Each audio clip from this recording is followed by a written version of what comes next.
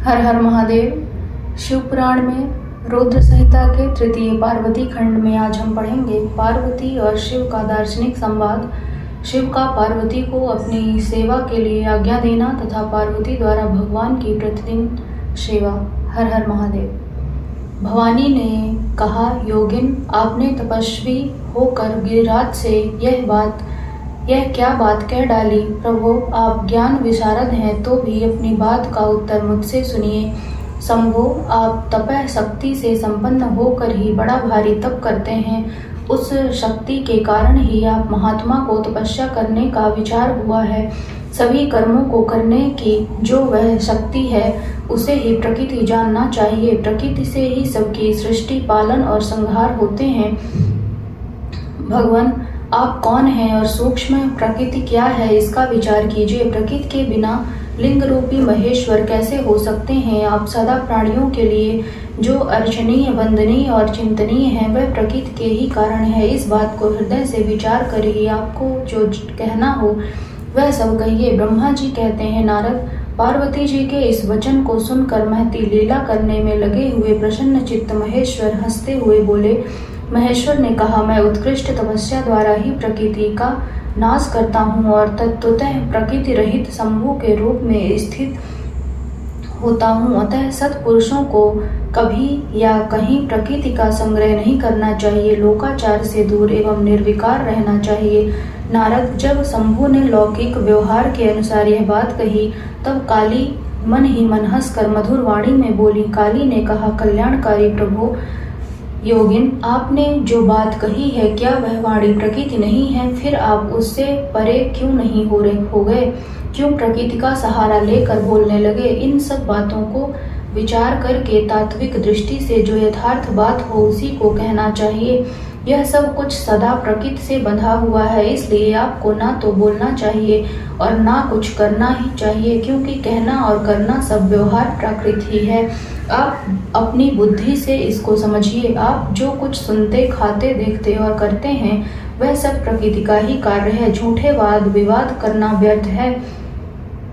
प्रभु शंभो, यदि आप प्रकृति से परे हैं तो इस समय इस हिमवान पर्वत पर आप तपस्या किस लिए करते हैं। हर प्रकृति ने आपको निगल लिया है, अतः आप अपने स्वरूप को नहीं जानते। ईश, आप यदि अपने स्वरूप को जानते हैं तो किस लिए तप करते हैं। योगिन, मुझे आपके साथ वाद विवाद करने की क्या आवश्यकता है।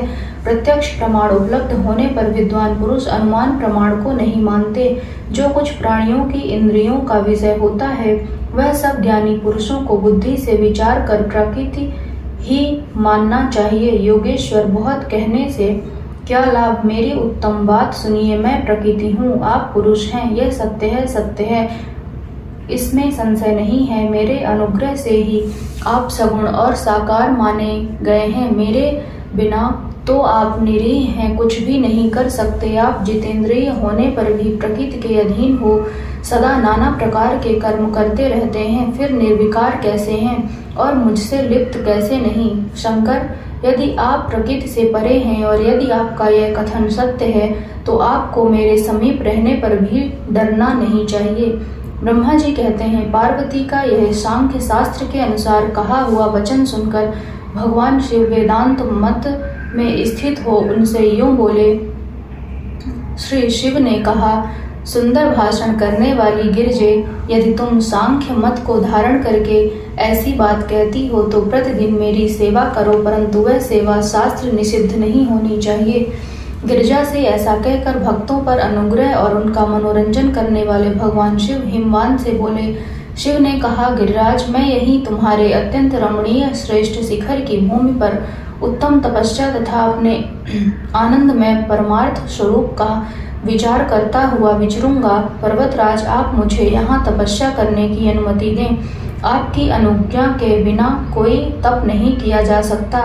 देवादिदेव शूलधारी भगवान शिव का यह कथन सुनकर हिमवान ने उन्हें प्रणाम करके कहा, महादेव, देवता, असुर और मनुष्यों सहित संपूर्ण जगत तो आपका ही है। मैं तुच्छ होकर आपसे क्या कहूँ।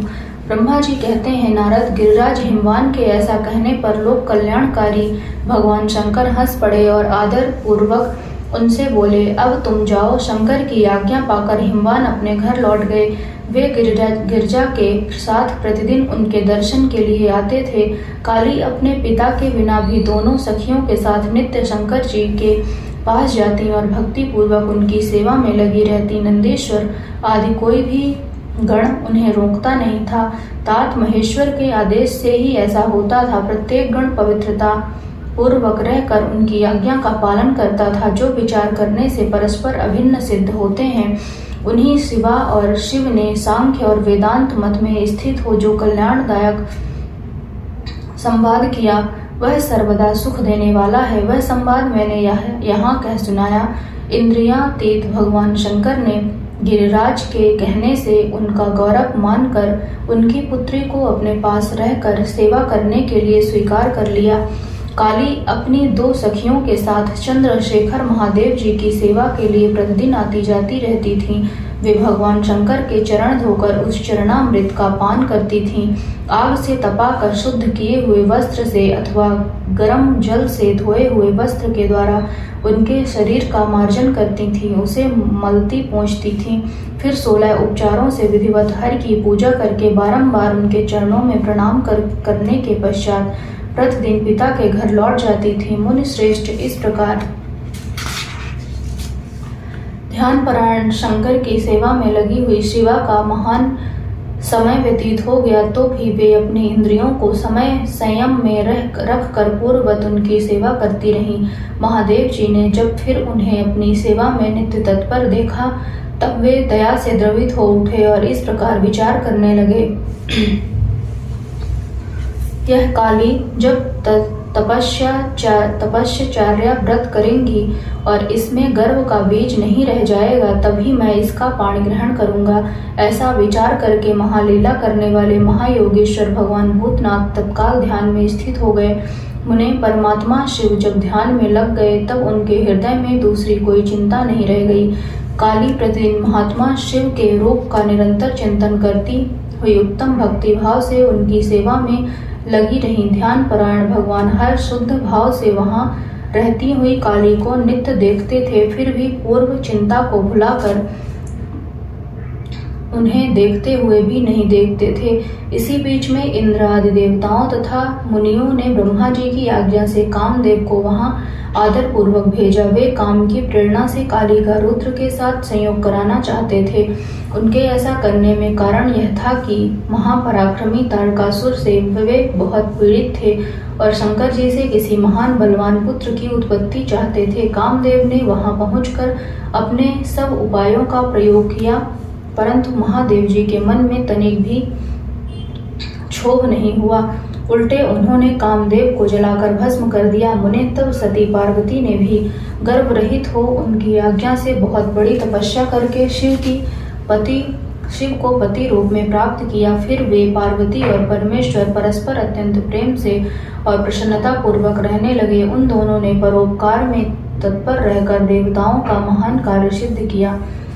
तारकासुर के सताए हुए देवताओं का ब्रह्मा जी को अपनी कष्ट कथा सुनाना, ब्रह्मा जी का उन्हें पार्वती के साथ शिव के विवाह के लिए उद्योग करने का आदेश देना, ब्रह्मा जी के समझाने से तारकासुर का स्वर्ग को छोड़ना और देवताओं का वहां रहकर लक्ष्य सिद्धि के लिए यत्नशील होना।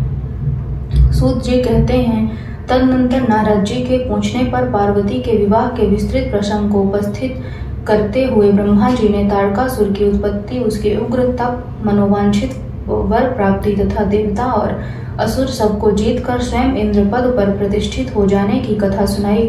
तत्पश्चात ब्रह्मा जी ने कहा, तारकासुर तीनों लोकों को अपने वश में करके जब स्वयं इंद्र हो गया, तब उसके समान दूसरा कोई शासक नहीं रह गया। वह जितेंद्रिय असुर त्रिभुवन का एकमात्र स्वामी होकर अद्भुत ढंग से राज्य का संचालन करने लगा। उसने समस्त देवताओं को निकालकर उनकी जगह दैत्यों को स्थापित कर दिया और विद्याधर आदि देव योनियों को स्वयं अपने कर्म में लगाया। मुने तदनंतर तारकासुर के सताए हुए इंद्र आदि संपूर्ण देवता अत्यंत व्याकुल और अनाथ होकर मेरी शरण में आए। उन सब ने मुझ प्रजापति को प्रणाम करके बड़ी भक्ति से मेरा स्तवन किया और अपने दारुण दुख की बातें बताकर कहा, प्रभु आप ही हमारी गति हैं, आप ही हमें कर्तव्य का उपदेश देने वाले हैं और आप ही हमारे धाता एवं उद्धारक हैं। हम सब देवता तारकासुर नामक अग्नि में जलकर अत्यंत व्याकुल हो रहे हैं। जैसे सन्निपात रोग में प्रबल औषधियां भी निर्बल हो जाती हैं, उसी प्रकार उस असुर ने हमारे सभी क्रूर उपायों को बलहीन बना दिया है। भगवान विष्णु के सुदर्शन चक्र पर ही हमारी विजय की आशा अवलंबित रहती है, परंतु वह भी उसके कंठ पर कुंठित हो गया। उसके गले में पड़कर वह ऐसा प्रतीत होने लगा था मानो उस असुर को फूल की माला पहनाई गई हो। मुने देवताओं का यह कथन सुनकर मैंने उन सब से समयोचित बात कही। देवताओं, मेरे ही वरदान से दैत्य तारकासुर इतना बढ़ गया है, अतः मेरे हाथों की उसका वध होना उचित नहीं। जो जिससे पलकर बड़ा हो उसका उसी के द्वारा वध होना योग्य कार्य नहीं है। विष के वृक्ष को भी यदि स्वयं सींच कर बड़ा किया गया हो तो उसे स्वयं काटना अनुचित माना गया है। तुम लोगों का सारा कार्य करने के योग्य भगवान शंकर हैं, किंतु वे तुम्हारे कहने पर भी स्वयं उस असुर का सामना नहीं कर सकते। तारक दैत्य स्वयं अपने पाप से नष्ट होगा। मैं जैसा उपदेश करता हूँ तुम वैसा कार्य करो। मेरे वर के प्रभाव से ना मैं तारकासुर का वध कर सकता हूँ, ना भगवान विष्णु कर सकते हैं और ना भगवान शंकर ही उसका वध कर सकते हैं। दूसरा कोई वीर पुरुष अथवा सारे देवता मिलकर भी उसे नहीं मार सकते। यह मैं सत्य कहता हूँ। देवताओं, यदि शिव जी के वीर से कोई पुत्र उत्पन्न हो तो वही तारक दैत्य का वध कर सकता है, दूसरा नहीं। सुरश्रेष्ठ गण, इसके लिए जो उपाय मैं बताता हूँ उसे करो। महादेव जी की कृपा से वह उपाय अवश्य सिद्ध होगा। पूर्व काल में जिस दक्ष कन्या सती ने दक्ष के यज्ञ में अपने शरीर को त्याग दिया था, वही इस समय हिमालय पत्नी मेनका के गर्भ से उत्पन्न हुई हैं। यह बात तुम्हें भी विदित ही है। महादेव जी की उस कन्या का पाण ग्रहण अवश्य करेंगे। तथापि देवताओं, तुम स्वयं भी इसके लिए प्रयत्न करो। तुम अपने यत्न से ऐसा उद्योग करो जिससे मेनका कुमारी पार्वती में भगवान शंकर अपने वीर का आधान कर सकें। भगवान शंकर ऊर्ध्वरेता हैं, उनका वीर ऊपर की ओर उठा हुआ है। उनके वीर को प्रस्खलित करने में केवल पार्वती ही समर्थ हैं, दूसरी कोई अबला अपनी शक्ति से ऐसा नहीं कर सकती। गिरिराज की पुत्री वे पार्वती इस समय युवावस्था में प्रवेश कर चुकी हैं और हिमालय पर तपस्या में लगे हुए महादेव जी की प्रतिदिन सेवा करती हैं। अपने पिता हिमवान के कहने से काली शिवा अपनी 2 सखियों के साथ ध्यान परायण परमेश्वर शिव की साग्रह सेवा करती हैं। तीनों लोकों में सबसे अधिक सुंदरी पार्वती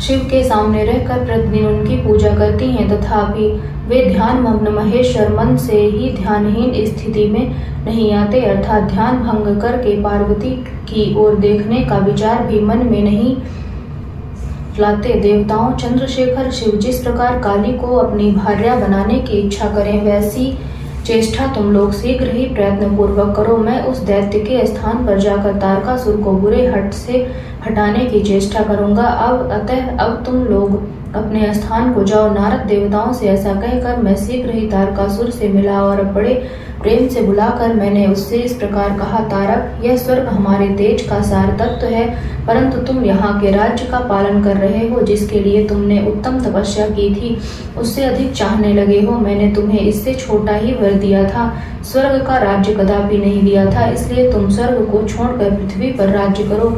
असुर श्रेष्ठ देवताओं के योग्य जितने भी कार्य हैं वे सब तुम्हें वहीं सुलभ होंगे, इसमें अन्यथा विचार करने की आवश्यकता नहीं है। ऐसा कहकर उस असुर को समझाने के बाद मैं शिवा और शिव का स्मरण करके वहां से अदृश्य हो गया। तारकासुर भी स्वर्ग को छोड़कर पृथ्वी पर आ गया और शोणितपुर में रहकर वह राज्य करने लगा। फिर सब देवता भी मेरी बात सुनकर मुझे प्रणाम करके इंद्र के साथ प्रसन्नता पूर्वक बड़ी सावधानी के साथ इंद्रलोक में गए। वहां जाकर परस्पर मिलकर आपस में सलाह करके वे सब देवता इंद्र से प्रेम पूर्वक बोले, भगवान शिव की शिवा में जैसे ही काम मूलक रुचि हो वैसा ब्रह्मा जी का बताया हुआ सारा प्रयत्न आपको करना चाहिए। इस प्रकार देवराज इंद्र से संपूर्ण वृत्तांत निवेदन करके वे देवता प्रसन्नता पूर्वक सब और अपने अपने स्थान पर चले गए। इंद्र द्वारा काम का स्मरण, उसके साथ उनकी बातचीत तथा उनके कहने से काम का शिव को मोहने के लिए प्रस्थान ब्रह्मा जी कहते हैं, नारद, देवताओं के चले जाने पर दुरात्मा तारक दैत्य से पीड़ित हुए इंद्र ने कामदेव का स्मरण किया। कामदेव तत्काल वहां आ पहुंचा। तब इंद्र ने मित्रता का धर्म बतलाते हुए काम से कहा, मित्र, कालवशात मुझ पर असाध्य दुख आ पड़ा है, उसे तुम्हारे बिना कोई और दूर नहीं कर सकता। दाता की परीक्षा दुर्भिक्ष में, सूरवीर की परीक्षा रणभूमि में, मित्रता की परीक्षा आपत्ति काल में तथा स्त्रियों के कुल की परीक्षा पति के असमर्थ हो जाने पर होती है। तात संकट पड़ने पर विनय की परीक्षा होती है और परोक्ष में सत्य एवं उत्तम स्नेह की, अन्यथा नहीं। यह मैंने सच्ची बात कही है। मित्रवर, इस समय मुझ पर जो विपत्ति आई है उसका निवारण दूसरे किसी से नहीं हो सकता, अतः आज तुम्हारी परीक्षा हो जाएगी। यह कार्य केवल मेरा ही है और मुझे ही सुख देने वाला है, ऐसी बात नहीं, अपितु यह समस्त देवता आदि का कार्य है, इसमें संशय नहीं है। इंद्र की यह बात सुनकर कामदेव मुस्कुराया और प्रेम पूर्वक गंभीर वाणी में बोला। काम ने कहा, देवराज, आप ऐसी बात क्यों कहते हैं? मैं आपको उत्तर नहीं दे रहा हूँ, आवश्यक निवेदन मात्र कर रहा हूँ। लोक में कौन उपकारी मित्र है और कौन बनावटी, यह स्वयं देखने की वस्तु है, कहने की नहीं। जो संकट के समय बहुत बातें करता है वह काम क्या करेगा? तथापि महाराज प्रभु, मैं कुछ कहता हूँ, उसे सुनिए। मित्र, जो आपके इंद्र पद को छीनने के लिए दारुण तपस्या कर रहा है, आपके उस शत्रु को मैं सर्वथा तपस्या से भ्रष्ट कर दूंगा। जो काम जिससे पूरा हो सके, बुद्धिमान पुरुष उसे ही उसी काम को लगाए। मेरे योग्य जो कार्य हो वह सब आप मेरे जिम्मे कीजिए। ब्रह्मा जी कहते हैं, कामदेव का यह कथन सुनकर इंद्र बड़े प्रसन्न हुए। वे कामनियों को सुख देने वाले काम को प्रणाम करके उससे इस प्रकार बोले। इंद्र ने कहा, तात मनोभाव, मैंने अपने मन में जिस कार्य को पूर्ण करने का उद्देश्य रखा है उसे सिद्ध करने में केवल तुम ही समर्थ हो, दूसरे किसी से उस कार्य का होना संभव नहीं है। मित्रवर, मनोभाव काम जिसके लिए आज तुम्हारे सहयोग की अपेक्षा हुई है उसे ठीक ठाक बता रहा हूँ, सुनो। तारक नाम से प्रसिद्ध जो महान दैत्य है वह ब्रह्मा जी का अद्भुत वर पाकर अजेय हो गया है और सभी को दुख दे रहा है। वह सारे संसार को पीड़ा दे रहा है। उसके द्वारा बारंबार धर्म का नाश हुआ है। उससे सब देवता और समस्त ऋषि दुखी हुए हैं। संपूर्ण देवताओं ने पहले उसके साथ अपनी लोक में अपनी पूरी शक्ति लगाकर युद्ध किया था, परंतु उसके ऊपर सबके अस्त्र शस्त्र निष्फल हो गए। जल के स्वामी वरुण का पास टूट गया। श्री हरि का सुदर्शन चक्र भी वहां सफल नहीं हुआ। श्री विष्णु ने उसके कंठ पर चक्र चलाया किंतु वह वहां कुंठित हो गया। ब्रह्मा जी ने महायोगीश्वर भगवान शंभु के वीर से उत्पन्न हुए बालक के हाथ से इस दुरात्मा दैत्य की मृत्यु बताई है। यह कार्य तुम्हें अच्छी तरह और प्रयत्न पूर्वक करना है। मित्रवर, उसके हो जाने से हम देवताओं को बड़ा सुख मिलेगा। भगवान शंभु गिरिराज हिमालय पर उत्तम तपस्या में लगे हैं। वे हमारे भी प्रभु हैं, कामना के वश में नहीं हैं, स्वतंत्र परमेश्वर हैं। मैंने सुना है कि गिरिराज नंदिनी पार्वती पिता की आज्ञा पाकर अपनी दो सखियों के साथ उनके समीप रहकर उनकी सेवा में रहती हैं। उनका यह प्रयत्न महादेव जी को पति रूप में प्राप्त करने के लिए ही है, परंतु भगवान शिव अपने मन को संशय संयम नियम से वश में रखते हैं। मार जिस तरह भी उनकी पार्वती में अत्यंत रुचि हो जाए, तुम्हें वैसा ही प्रयत्न करना चाहिए। यही कार्य करके तुम कृतार्थ हो जाओगे और हमारा सारा दुख नष्ट हो जाएगा। इतना ही नहीं, लोक में तुम्हारा अस्थायी प्रताप फैल जाएगा।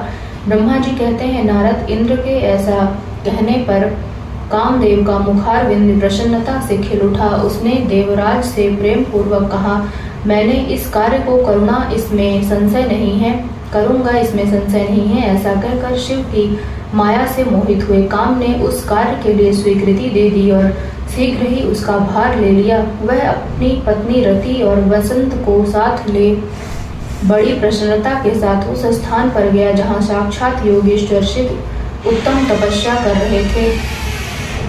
हर हर महादेव। इस वीडियो में यहीं तक था। मिलते हैं आप सभी से नेक्स्ट वीडियो में। तब तक के लिए आप सभी को श्री शिवाय नमस्तुभ्यम। हर हर महादेव।